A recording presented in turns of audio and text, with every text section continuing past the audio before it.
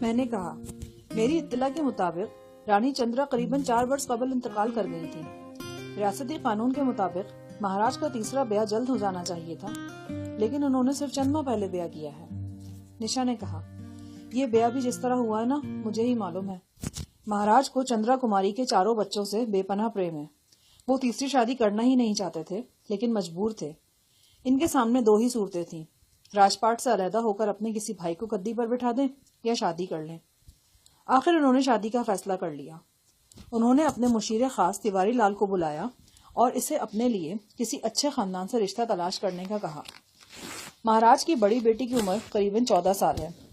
مہاراج نہیں چاہتے تھے کہ وہ کوئی نوجوان لڑکی کو بیاہ کر لائیں جو اپنی بیٹی کی بڑی بہن لگے اور ناتجربے کار ہونے کے سبب اپنے سوتیلے بچوں کے لیے بھی مشکلات کا باعث بنے۔ انہوں نے تیواری لال سے کہا کہ ان کی ہونے والی پتنی کی عمر 26-27 برس سے کم نہیں ہونی چاہیے۔ اس کے علاوہ اسے اپنے منشا سے ایک خاص پابندی بھی قبول کرنا ہوگی، اور وہ پابندی یہ ہے کہ وہ کبھی بچہ پیدا نہیں کرے گی۔ اس پابندی کی ظاہری وجہ تو یہی سمجھ میں آتی ہے کہ مہاراج آنے والے بچوں میں اپنا پریم اور اپنی وراثت تقسیم نہیں کرنا چاہتے تھے۔ شرائط کڑی تھی، لیکن تاندل اسٹیٹ کے حکمران کے لیے کسی بھی قسم کا رشتہ ملنا مشکل نہیں تھا۔ تیواری لال نیک نیتی سے کوشش کرتا تو یقیناً مہاراج کو خواہش کے مطابق رشتہ مل جاتا، لیکن تیواری لال نے کمینگی دکھائی۔ اس نے مہاراج کی شادی کی آڑ میں اپنا ایک پرانا بدلہ چکایا۔ مہاوش قبیلے کے ایک نہایت خوشحال ذمہ دار سنگھے نے کسی موقع پر تیواری لال کی بے عزتی کی تھی۔ اب سنگھے سورگباشی ہو چکا ہے اور اس کی ودوا ذمہ دارہ چلاتی تھی۔ سنگھے کی ایک نوعمر لڑکی پرم تھی، وہی پرم جو اب مہاراج کی پتنی ہے۔ تیواری لال مہاراج کے لیے رشتہ کھوجنے نکلا تو سیدھا سنگھے کی حویلی واقع کشن گڑھ میں جا پہنچا۔ اس نے اپنی چرب زبانی سے پرم کی والدہ کو اس بری طرح جال میں پھنسایا کہ وہ اپنی پھول سی نوعمر بچی کا رشتہ 50 سالہ مہاراج سے کرنے پر آمادہ ہو گئی۔ مہاراج رتن سنگھ کی خواہش کے مطابق جس خاموشی سے رشتہ ڈھونڈا گیا تھا، اسی خاموشی سے بیاہ کی رسم ادا ہو گئی۔ سہاگ کی رات جب مہاراج نے دلہن کے چہرے سے گھونگھٹ اٹھایا تو انہیں سخت دھچکا لگا۔ وہ ان کی بیٹی سے بمشکل 2-3 سال بڑی ہوگی۔ پھر انہیں یہ بھی معلوم ہو گیا کہ تیواری لال نے یہ رشتہ کس طرح گردن پر پاؤں رکھ کر حاصل کیا ہے۔ انہیں جہاں لڑکی پر ترس آیا، وہاں تیواری لال پر بھی بے حد غصہ آیا۔ جہاں تک میرے علم میں بات آئی ہے، مہاراج نے اسی رات رانی کو یہ حق دے دیا تھا کہ وہ ان سے طلاق حاصل کر سکتی ہے۔ رانی پرم خاندانی لڑکی ہے، مشرقیت اس میں کوٹ کوٹ کر بھری ہوئی ہے۔ وہ رونے لگی۔ اس نے مہاراج سے کہا کہ اب اس کا جیون ان سے وابستہ ہو چکا ہے، اس کا جینا مرنا ان کے سنگ ہے، وہ کوئی ایسی بات سوچ بھی نہیں سکتی۔ مہاراج نے اسے 2 ہفتے کی مہلت دی اور کہا کہ وہ اچھی طرح سوچ سمجھ کر فیصلہ کر لے۔ وہ اسے طلاق دینے اور اس کے منشا سے اس کا بیاہ کرنے کے لیے تیار ہے۔ دراصل مہاراج کو یہ بات بھی معلوم ہو گئی تھی کہ رانی پرم اپنے ہی خاندان کے ایک لڑکے سے پریم کرتی تھی۔ 2 ہفتے کی مدت ختم ہونے پر جب مہاراج نے رانی سے اس کی مرضی پوچھی تو اس نے وہی جواب دیا جو پہلے روز دیا تھا۔ اس نے کہا کہ دھرم نے انہیں جس بندھن میں باندھ دیا ہے وہ اٹوٹ ہے۔ اب میں آپ کی پتنی ہی نہیں، آپ کے بچوں کی ماں بھی ہوں۔ نہ میں اپنے پتی سے جدا ہو سکتی ہوں اور نہ ہی اپنے بچوں سے۔ مہاراج رتن سنگھ کو اپنے مشیر خاص تیواری لال پر سخت غصہ تھا۔ انہوں نے ریاست کی عدالت میں تیواری لال پر مقدمہ چلوایا اور اسے 5 سال قید سخت کی سزا سنائی۔ لیکن اسی دوران مہاوش قبیلے میں ایک نیا فتنہ کھڑا ہو چکا تھا۔ مہاراج رتن سنگھ کے بدخواہوں نے یہ بات مشہور کر دی کہ مہاراج نے سنگھے کی نوعمر بیٹی کو زبردستی محل میں ڈالا ہوا ہے۔ اس کی ودوا ماں کو در پردہ دھمکیاں دی گئی ہیں اور اسے ڈرایا گیا ہے کہ اگر اس نے مہاراج رتن کو داماد کے طور پر قبول نہ کیا تو اس کی زمینوں پر ٹریکٹر دوڑا دیے جائیں گے۔ کچھ لوگوں نے یہاں تک کہنا شروع کر دیا کہ پرم مہاراج کی پتنی نہیں بلکہ باندی ہے اور ان کی حبس بیجا میں ہے۔ اس فتنے کو بڑھاوا دینے میں وہ لڑکا بھی پیش تھا جس کا کہنا ہے کہ پرم اس سے پریم کرتی تھی اور ان دونوں کا بیاہ ہونے والا تھا۔ اس کا نام منوج ہے۔ رات پچھلے پہر آپ نے اس لڑکے کو بھی دیکھا تھا۔ وہ قبیلے کے سردار ترا خان کا پیغام لے کر آیا تھا، وہ لمبے قد والا جس نے گلے میں سونے کی موٹی زنجیر پہن رکھی تھی۔ میری نگاہوں میں اس نوجوان کی شبیہ گھوم گئی جس نے مہاراج رتن سنگھ سے اکڑ لہجے میں بات کی تھی اور پھر تیش میں بھرا ہوا واپس چلا گیا تھا۔ اب یہ گتھی کافی حد تک سلجھ گئی تھی کہ اس ریسٹ ہاؤس کا محاصرہ کن لوگوں نے کیا ہے اور وہ کیا چاہ رہے ہیں۔ رانی پرم کے ساتھ ساتھ تیواری لال نام کے شخص کو حوالے کرنے کا مطالبہ بھی سمجھ میں آ رہا تھا۔ اس کے ساتھ ہی مہاراج کے کردار کا ایک بالکل مختلف روپ بھی سامنے آیا تھا۔ اس سے پہلے وہ میرے لیے ایک رنگین مزاج، مغرور اور ظالم راجا تھا، مگر اب اندازہ ہو رہا تھا کہ اس میں کچھ برعکس صفات بھی موجود ہیں۔ ان صفات میں سب سے نمایاں صفت اصول پسندی کی تھی۔ اس نے کچھ اصول بنا رکھے تھے، قطع نظر اس کے کہ وہ اصول کس حد تک مفید ہیں، وہ ان کی مکمل پاسداری کرتا تھا۔ غزالہ کے سلسلے میں بھی غالباً اس کی یہی اصول پسندی کار فرما تھی۔ اس بات میں شبہ نہیں تھا کہ وہ غزالہ پر آنکھ رکھ چکا ہے اور ہر جوان اور خوبصورت عورت سے مستفیض ہونے کی فطری خواہش اس کے اندر جوش مار رہی ہے، لیکن غزالہ کے ساتھ اس کا رویہ بدستور مہذبانہ تھا۔ وہ ایک طرف غزالہ سے راہ و رسم پیدا کرنے کی کوشش کر رہا تھا اور دوسری طرف مجھے نشا کی جادو اثر خوبصورتی میں الجھا رہا تھا۔ عشق و محبت کے یہ داو پیچ پرانے اور عامیانہ تھے، لیکن انتہائی شائستگی اور ندرت کے ساتھ استعمال کیے جا رہے تھے۔ مہاراج کے بارے میں سوچتے ہوئے نشا کا یہ فقرہ میرے کانوں میں گونجنے لگا۔ مہاراج رتن عام انسانوں جیسا ہے، اس میں برائیاں بھی ہیں اور خوبیاں بھی، کبھی بہت اچھا نظر آتا ہے، کبھی بہت برا۔ نشا کی آواز نے مجھے خیالوں سے چونکایا۔ کس سوچ میں کھو گئے؟ کچھ نہیں، مہاراج کے بارے میں سوچ رہا ہوں۔ مہاراج کے بارے میں پھر سوچ لیجئے، اس مصیبت کے بارے میں سوچئے جو منہ پھاڑے سامنے کھڑی ہے۔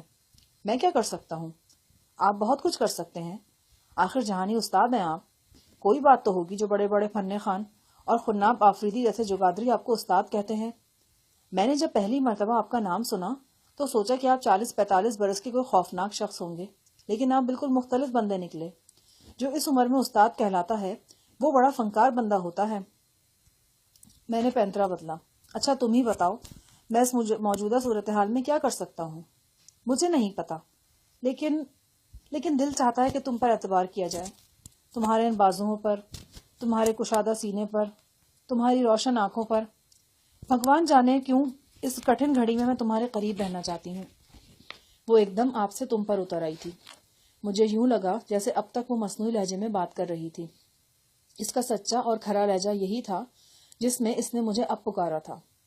کیا تم یہ چاہتی ہو کہ میں کہیں سے 2 سلیمانی ٹوپیاں مہیا کر دوں اور انہیں پہن کر ہم یہاں سے نکل جائیں؟ وہ مسکرائی۔ اگر سلیمانی ٹوپیوں کی بات ہے تو پھر 2 نہیں 3 درکار ہوں گی۔ تم مس غزالہ کو یہاں چھوڑ کر کیسے جا سکتے ہو؟ میں نے اس کے کندھے پر ہاتھ رکھا اور بائستگی اس کی سیاہ چادر کھینچ لی۔ یہ چادر اس نے ساڑی کے اوپر اوڑھ رکھی تھی۔ وہ حیرت سے میری طرف دیکھنے لگی، شاید کسی غلط فہمی کا شکار ہو گئی تھی۔ ویسے غلط فہمی کا شکار اسے ہونا تو نہیں چاہیے تھا۔ جو شخص بند کمرے کی شرنگیز تنہائی میں اس سے دور رہا تھا اب قریب کیسے آ سکتا تھا؟ میں نے مسکراتے ہوئے کہا، گھبراؤ نہیں، میں کوئی فلمی سین نہیں کرنے لگا۔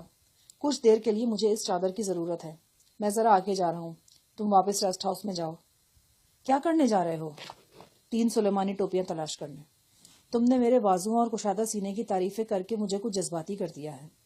دل چاہتا ہے کچھ کر کے دکھایا جائے۔ میرے نانا مرحوم ٹھیک ہی کہا کرتے تھے، خوبصورت عورت اچھے بھلے امن پسند آدمی کو زبردست جنگجو بنا سکتی ہے۔ لیکن کیا کرو گے تم؟ جو کچھ کر سکتا ہوں اس سے زیادہ کروں گا۔ بس تم اتنا کرنا کہ اگر میں واپس نہ آیا تو مس غزالہ کی سرپرست بن کر کسی اچھی نیک مسلمان فیملی میں اس کا رشتہ کرا دینا، بھگوان تمہیں اس کا صلہ دے گا۔ وہ حیرانی سے میری طرف دیکھتی رہ گئی۔ میں نے چادر کی بکل ماری اور مخالف سمت میں چل پڑا۔ میری پتلون پہلے ہی سیاہی مائل تھی، اب سیاہ چادر اوڑھ کر میں سیاہ پوش بن گیا تھا۔ ٹیلے کے دامن میں چلتا میں ان درختوں کی جانب بڑھنے لگا جہاں اب روشنیاں بہت کم دکھائی دے رہی تھیں۔ سرے شام مہواش قبیلے کے افراد نے جگہ جگہ جو آگ جلا رکھی تھی وہ اب بجھ چکی تھی، بس کہیں کہیں کسی ٹارچ کی روشنی ٹمٹما جاتی تھی۔ میرا دل کہہ رہا تھا کہ اس تاریک شب میں ان جھاڑ جھنکار جھاڑیوں اور درختوں میں 1-2 افراد کا راہ فرار اختیار کر جانا زیادہ مشکل نہیں ہے۔ 40-50 گز چلنے کے بعد میں ریت پر اوندھا لیٹ گیا اور احتیاط سے ارد گرد کا جائزہ لینے لگا۔ یہاں سے روشنیاں بمشکل 100 قدم کے فاصلے پر تھی۔ 2 ٹیلوں کے درمیان ایک خشک سا نالا تھا۔ نالے کے 20-25 گز چوڑے پارٹ میں مکمل تاریکی تھی۔ میں کوہنیوں اور گھٹنوں کے بل اس نالے کی طرف کھسکنے لگا۔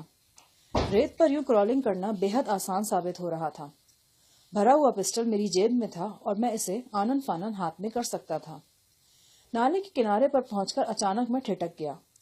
کہیں بالکل قریب سے انسانی آواز ابھری تھی۔ یہ آواز اتنی صاف اور واضح تھی کہ میں دم بخود رہ گیا۔ شاید میں 2-3 گز بھی آگے گیا ہوتا تو بولنے والے کی نگاہ میں آ جاتا۔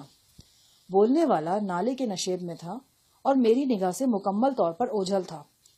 وہ دوبارہ بولا تو میں اس کی آواز صاف پہچان گیا۔ اس کے ساتھ ہی جسم میں چوٹیاں سی رینگ گئیں۔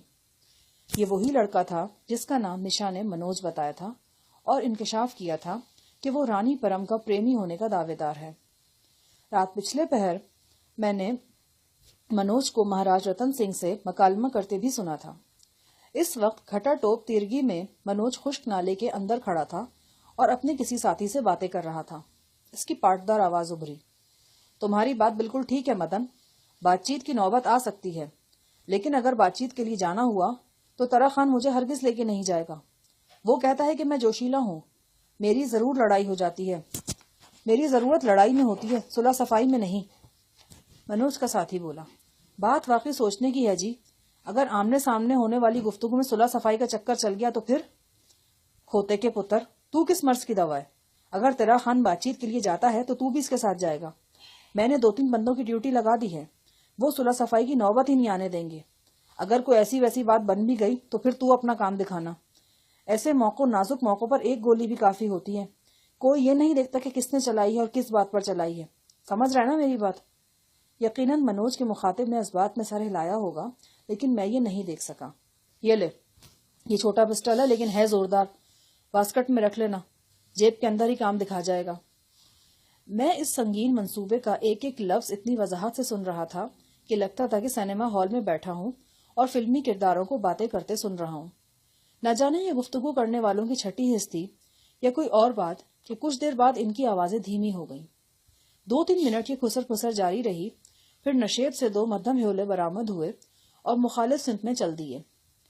دراز قامت منوج صاف پہچانا جا رہا تھا۔ اس کے ساتھ گٹھے ہوئے جسم کا ایک شخص تھا، وہ لنگڑا کر چل رہا تھا۔ 10-15 قدم چلنے کے بعد منوج نے ٹارچ روشن کر لی۔ ٹارچ کا دائرہ نالے کے نشیب و فراز میں گردش کرنے لگا۔ یہاں چند گھوڑے بندھے ہوئے تھے اور آثار سے نظر آ رہا تھا کہ محاصرہ کرنے والے نالے کے قریب و جوار میں موجود ہیں۔ میں کچھ دیر ٹھنڈی ریت پر پیٹ کے بل لیٹا سوچتا رہا، پھر دھیرے دھیرے پیچھے ہٹنے لگا۔ حالات انسانی ارادوں سے کھلونوں کی طرح کھیلتے ہیں۔ کیپٹن بھوانی، جو سرے شام بے فکری سے قہقہے لگا رہا تھا اور محاصرہ کرنے والوں کو بھیڑوں کی طرح الٹا لٹکانے کی باتیں کر رہا تھا، اب ریسٹ ہاؤس کے ایک کمرے میں نیم بے ہوش پڑا تھا۔ اسی طرح مہاراج رتن سنگھ، جو مہاوش قبیلے کے نمائندوں سے بات کرنا اپنی توہین سمجھتا تھا اور جسے منوج کے گستاخانہ لب و لہجے نے آگ بگولا کر دیا تھا، اب ٹھنڈے دل و دماغ سے سوچنے پر مجبور ہو گیا تھا۔ 4:30 پونے 5 بجے کے قریب جب سفیدہ سحر تاریکی پر غالب آنا شروع ہوا اور محاصرہ کرنے والوں کی صفوں میں اضطراری کیفیت نمودار ہونے لگی، تو میں ریسٹ ہاؤس میں مہاراج رتن سنگھ کے قریب ہی موجود تھا۔ مہاراج کے ساتھی لڑنے مرنے پر تیار تھے اور اپنی حرکات و سکنات اور اپنی زبانوں سے اپنے ارادوں کا اظہار بھی کر رہے تھے۔ تاہم مہاراج انہیں موت کے منہ میں جھونکنے پر آمادہ نظر نہیں آتا تھا۔ وہ جانتا تھا کہ سخت خون خرابہ ہوگا اور اس خون خرابے کے باوجود محاصرہ کرنے والوں کو روکا نہیں جا سکے گا۔ دوسری طرف مطالبے مان لینا بھی ان کے لیے ممکن نہیں تھا۔ گھڑی کی سوئیاں مخصوص رفتار سے اپنا سفر جاری رکھے ہوئے تھی۔ اس وقت 5 بجنے میں 10 منٹ باقی تھے جب عتیق خان دوڑتا ہوا اندر داخل ہوا۔ ایک مسلح باڈی گارڈ اس کے پیچھے تھا۔ عتیق خان نے ہانپے ہوئے لہجے میں کہا، یور ہائنس، ہمیں پوزیشنیں سنبھال لینی چاہیے۔ وہ لوگ آگے بڑھائے ہیں اور کسی بھی وقت فائرنگ شروع کر سکتے ہیں۔ نہیں، کوئی گولی نہیں چلائے گا، مہاراج نے گرج کر کہا۔ لیکن کچھ نہیں، جو ہم کہہ رہے ہیں وہی کرو۔ عتیق خان نے سر جھکایا اور الٹے قدموں باہر نکل گیا۔ ٹھہرو، مہاراج نے اسے پکارا۔ وہ ٹھٹک کر پھر اندر آ گیا۔ اس سے پوچھ کر آؤ کہ وہ یہاں آ کر بات کرے گا یا ہم اس کے پاس آئیں۔ عتیق خان نے ایک بار پھر تعظیم پیش کی اور باہر نکل گیا۔ اس کی واپسی قریباً 15 منٹ بعد ہوئی۔ اس نے بتایا کہ تیرا خان نے بات چیت پر آمادگی ظاہر کی ہے، لیکن اس کے ساتھ ہی یہ بھی کہا ہے کہ وہ اپنے 2 بنیادی مطالبوں سے پیچھے نہیں ہٹے گا۔ مہاراج نے عتیق خان اور اپنے دوسرے گارڈز کو ضروری ہدایات دی۔ پھر اس کی نگاہ مجھ پر پڑی۔ اس نے مجھ سے کہا کہ میں غزالہ کے پاس جاؤں، وہ پریشان ہوگی۔ آپ فکر مند نہ ہو، وہ بالکل ٹھیک ہے، میں نے جواب دیا۔ تھوڑی ہی دیر بعد ریسٹ ہاؤس کے بیرونی دروازے پر گھوڑوں کی ٹاپیں سنائی دیں۔ سردار ترا خان اور اس کے ساتھی پہنچ گئے۔ ان کی تعداد 15 کے قریب تھی۔ سردار ترا خان عام جسامت اور شکل و صورت کا شخص تھا، لیکن آنکھوں میں ایک خاص قسم کی چمک اسے دوسروں سے ممتاز کرتی تھی۔ اس کی عمر 60 سے کم نہیں تھی۔ داڑھی کے بال سفید تھے۔ قبیلے کے باقی افراد کی طرح اس نے خاکستری پٹی والی پگڑی مخصوص انداز میں لپیٹ رکھی تھی۔ اس کے ساتھ آنے والے افراد میں میری نگاہ سب سے پہلے اس شخص پر پڑی جو لنگڑا کر چل رہا تھا۔ وہ بھدی سی ناک والا ایک کرخ چہرہ شخص تھا۔ اس نے رنگ دار سوتی چادر کی بکل مار رکھی تھی۔ سردار ترا نے آگے بڑھ کر مہاراج رتن سنگھ سے مصافحہ کیا، پھر دونوں حضرات نے نشستیں سنبھال لی۔ دونوں اطراف کے 8-10 معززین بھی نشستوں پر بیٹھ گئے۔ باقی افراد دائیں بائیں کھڑے رہے۔ نشست گاہ مسلح افراد سے کھچا کھچ بھر گئی۔ کم و بیش 25 رائفلیں اور پستول وغیرہ اس کمرے میں موجود تھے۔ ماحول میں زبردست قسم کا تناؤ تھا۔ چہرے تمتمائے ہوئے، اعصاب کشیدہ اور آنکھیں متحرک۔ مہاراج رتن اور ترا خان بغیر کسی لمبی چوڑی تحمید کے اصل موضوع پر آ گئے۔ راجا صاحب، ہمارے جرگے کا متفقہ فیصلہ ہے کہ سنگے کی بیٹی پرم سے آپ کا بیاہ کسی طرح قابل قبول نہیں۔ آپ کے لوگوں نے یہ رشتہ حاصل کرنے کے لیے لڑکی کے وارثوں پر ناجائز دباؤ ڈالا، دھمکیاں دی، ہر قسم کے غلط ہتھ کنڈے استعمال کیے، اور یہ سب کچھ کرنے کے باوجود جب ناکامی ہوئی تو لڑکی کو زبردستی پھیرے کروائے اور موٹر میں ڈال کر لے گئے۔ مہاراج رتن نے یہ الزامات تحمل سے سنے اور پرسکون آواز میں کہا، وہ عورت کہاں ہے جسے بیٹی کا رشتہ دینے کے لیے ڈرایا دھمکایا گیا اور بلیک میل کیا گیا؟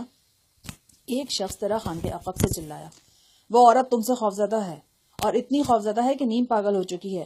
وہ تمہارے سامنے آنے کی ہمت نہیں کر سکتی۔ ایک دم نشست گاہ میں ہلچل پیدا ہو گئی۔ تمتمائے چہرے کچھ اور تمتما گئے۔ ہتھیاروں پر گرفت سخت ہو گئی۔ ترا خان نے گھوم کر اپنے بندے کو ڈانٹا، خاموش رہو، تم سے کس نے بولنے کو کہا ہے؟ قبیلے کے 3-4 افراد ایک ساتھ بولنے لگے۔ ان کی آنکھوں سے چنگاریاں چھوٹ رہی تھیں۔ نشستوں پر بیٹھے معززین نے ان لوگوں کو بمشکل چپ کرایا۔ ترا خان نے کہا، راجا صاحب، ہم نے بہت کوشش کی ہے، لیکن سنگے کی بیوہ آپ کے سامنے نہیں آنا چاہتی۔ اس نے جرگے کے روبرو حلفیہ بیان دیا ہے کہ اس کی بیٹی کو زبردستی سے چھینا گیا ہے، اور اس کے علاوہ زمین کے کاغذات پر بھی بزور بازو دستخط کروائے گئے ہیں۔ مہاراج نے کہا، اگر رانی پرم خود یہ بیان دے کہ اس پر اور اس کے خاندان پر کوئی زور و جبر نہیں کیا گیا تو پھر؟ ترا خان بولا، جب تک وہ آپ کی تحویل میں ہے اس کے بیان کی کوئی اہمیت نہیں۔ ماں بیٹی اتنی خوفزدہ ہیں کہ آپ کے خلاف زبان نہیں کھول سکتی۔ مہاراج نے کہا، ترا خان، میرے خیال میں تم اتنے بدھیوان تو ہو کہ کھوٹے کھرے کی پہچان کر سکتے ہو۔ اگر تمہاری نیت صحیح ہے تو میں پورے وشواس سے کہتا ہوں کہ پرم کا بیان تمہاری تسلی کر دے گا۔ اگر تم چاہو تو اس سے اکیلے میں بھی بات کر سکتے ہو۔ ترا خان کے ساتھ آنے والوں میں سے ایک فربا اندام شخص بھڑک کر بولا، ہمیں باتوں میں مت الجھاؤ راجا صاحب، باتیں بہت سنی ہیں ہم نے۔ تم ہماری لڑکی کو ہمارے حوالے کر دو، اور اس کتے تیواری لال کو بھی۔ وہ تمہارا مجرم نہیں، تمہارا ساتھی ہے۔ تم اسے کیا سزا دو گے؟ اسے سزا ہم دیں گے اور سارا جگ دیکھے گا۔ ترا خان، اپنے بندوں کو بولنے کی تمیز سکھاؤ، عتیق خان نے گرج کر کہا اور رائفل کندھے سے اتار لی۔ ایک دم بیچ بچاؤ کرنے والے افراد کھڑے ہو گئے۔ انہوں نے عتیق خان کو دھکیل کر پیچھے ہٹا دیا۔ اتنے میں نشست گاہ کا اندرونی دروازہ کھلا اور سب کی آنکھوں میں حیرت امنڈ آئی۔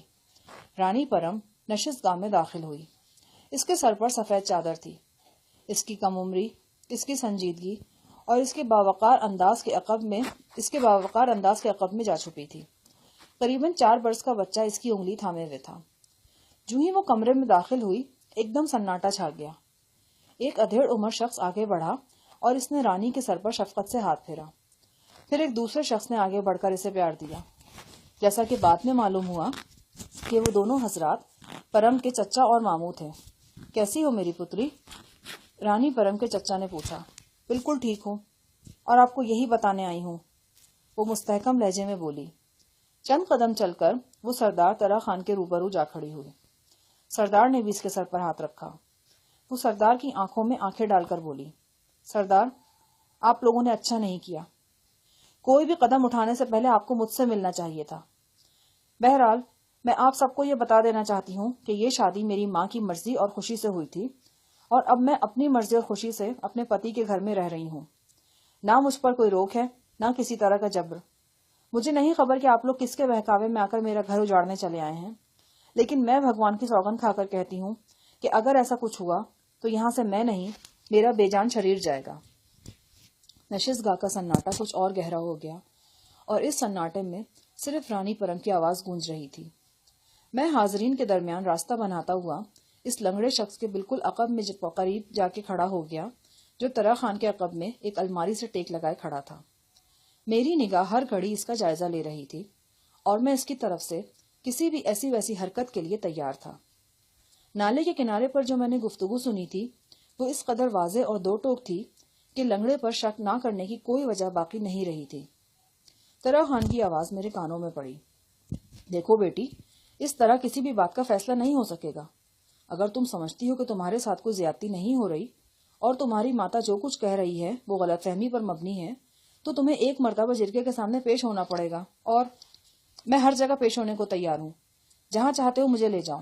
میرا بیان وہی رہے گا جو اس وقت ہے. پرم نے اس کی بات کاٹ کر کہا. طرح خان کے جوشیلے ساتھیوں کے چہرے لٹک گئے. رانی پرم کا چچا جو بہت اکڑ کر کھڑا تھا اب ہوا نکلے غبارے کی طرح ایک نشست پر لڑکا ہوا تھا. مہاراج رتن اب خاموش ہو گیا تھا. اسے اب بولنے کی ضرورت بھی نہیں تھے. طرح خان کے ہر سوال کا جواب رانی پرم خود دے رہی تھی اور بڑے منہ توڑ انداز میں دے رہی تھی. اس کے اندر ایک پتی پرست عورت کی روح تھی، اور وہ مشرقیت تھی جو نسل در نسل سینکڑوں برسوں سے اس کے خون میں سفر کر رہی تھی. اچانک میرے اندر کلبلانے والا اندیشہ حقیقت کا روپ دھار گیا. میری نگاہ شاید ایک سیکنڈ کے لیے لنگڑے مدن کی طرف سے ہٹی تھی. دوبارہ میں نے اس کی طرف دیکھا تو بدن سنسنا اٹھا. چادر کے نیچے مدن کا ہاتھ حرکت کر رہا تھا. پھر میں نے چادر کے نیچے پستول کا ابھار صاف محسوس کیا. کوئی لمحہ جاتا تھا کہ اس نشست گاہ میں طبل جنگ بجنے والا تھا. میری نگاہ میں فرید کوٹ والا واقعہ گھوم گیا. بابو لیاقت کی بیٹھک میں اس سے ملتی جلتی صورتحال پیدا ہوئی تھی. صلح صفائی کے دوران اچانک جذبات بھڑک اٹھے تھے اور پہلی گولی چلتے ہی کشت و خون کا بازار گرم ہو گیا تھا. اس واقعے میں ایک سابق پولیس افسر سمیت 2 افراد ہلاک ہوئے تھے. جو ہی مجھے یقین ہو گیا کہ رنگدار چادر کے نیچے مدن کے ہاتھ میں آتشی ہتھیار ہے، میں نے اپنی جگہ سے حرکت کی اور لپک کر اسے بازوؤں میں جکڑ لیا. میرا دایاں ہاتھ اس کے پستول پر آیا تھا، جبکہ بائیں بازو نے اس کے دونوں بازوؤں کو کوہنیوں پر سے جکڑ دیا تھا. مدن پہلے تو بوکھلا گیا، پھر اس نے خود کو چھڑانے کے لیے ایک دم زور لگایا. میں نے اسے زمین سے چند انچ اوپر اٹھایا اور دیوار پر دے مارا. نشست گاہ میں ایک دم کھلبلی سی مچ گئی. میں نے چادر کے نیچے ہاتھ ڈال کر مدن کی گرفت سے پستول چھینا اور سردار طرح خان کو تھما دیا. یہ کیا ہے؟ سردار نے حیرانی سے پوچھا. آپ کا یہ ساتھی گولی چلا رہا تھا، پوچھے اس سے کہ ایسا کیوں کر رہا تھا. مدن اس بری طرح بوکھلا گیا کہ اس کے منہ سے آواز ہی نہیں نکل رہی تھی. طرح خان کی عقابی نگاہیں ایک لمحے میں بات کی تہہ تک پہنچنے کی صلاحیت رکھتی تھی. اس نے پستول کو بغور دیکھا اور کہا، یہ تمہارا پستول تو نہیں ہے مدن لال؟ جی، مدن ہکلایا. اسی دوران ایک شخص نے عقب سے میری گردن پر مکہ مارا. مکہ مارنے والے کو عتیق خان نے دھکا دے کر کرسیوں پر گرا دیا. چند لمحوں کے لیے تو یوں محسوس ہوا کہ خون ریز ہنگامہ شروع ہو جائے گا، مگر پھر طرح خان نے دانشمندی کا ثبوت دیا اور لپک کر جھگڑا کرنے والوں کے درمیان آ گیا. اس نے فریقین کو ایک دوسرے سے دور ہٹایا اور مجھ سے کہا کہ میں مدن کو چھوڑ دوں. میں نے اجازت طلب نظروں سے مہاراج کی طرف دیکھا اور اشارہ پا کر مدن کو چھوڑ دیا. اس کی ناک منہ سے خون رس رہا تھا اور ایک لوتی ٹانگ کانپتی چلی جا رہی تھی. طرح خان نے جھک کر مہاراج رتن سے کوئی سرگوشی کی، پھر بلند آواز میں اپنے ساتھیوں سے کہنے لگا کہ وہ باہر چلے جائیں. مہاراج رتن سنگھ نے بھی اپنے باڈی گارڈز کو باہر بھیج دیا. مجھے بھی سب کے ساتھ باہر آنا پڑا. ریسٹ ہاؤس کو گھیرے میں لینے والے اب بالکل قریب آ چکے تھے. ان کی برچیاں، کلہاڑیاں اور بندوقیں چلچلاتی دھوپ میں چمک رہی تھیں. ان میں سے کئی گروہ نعرہ زنی بھی کر رہے تھے. یہ بڑے غضبناک قسم کے نعرے تھے. جلانے، گرانے اور ٹکڑے ٹکڑے کر دینے کی باتیں ہو رہی تھیں، اور یہ سب کچھ کرنے کے لیے وہ لوگ بہت عجلت میں نظر آتے تھے. شاید انہیں اندیشہ تھا کہ مہاراج رتن سنگھ بات چیت کو تول دے کر انہیں کسی جال میں پھنسانے کی کوشش کرے گا، اور ان کا اندیشہ کچھ ایسا غلط بھی نہیں تھا. ان کے نقطہ نظر سے مقاصد حاصل کرنے کے لیے یہ بے حد سنہری موقع تھا۔ اس ریسٹ ہاؤس میں مہاراج رتن سنگھ کا دورہ بالکل خفیہ تھا۔ کسی کو بھی معلوم نہیں تھا کہ وہ اور اس کے ساتھی اس وقت کس مصیبت میں ہیں۔ وہ مکمل طور پر محاصرہ کرنے والوں کے رحم و کرم پر تھا۔ تاہم یہ صورتحال زیادہ دیر تک برقرار نہیں رہ سکتی تھی۔ کسی بھی وقت اس محاصرے کی خبر عام ہو سکتی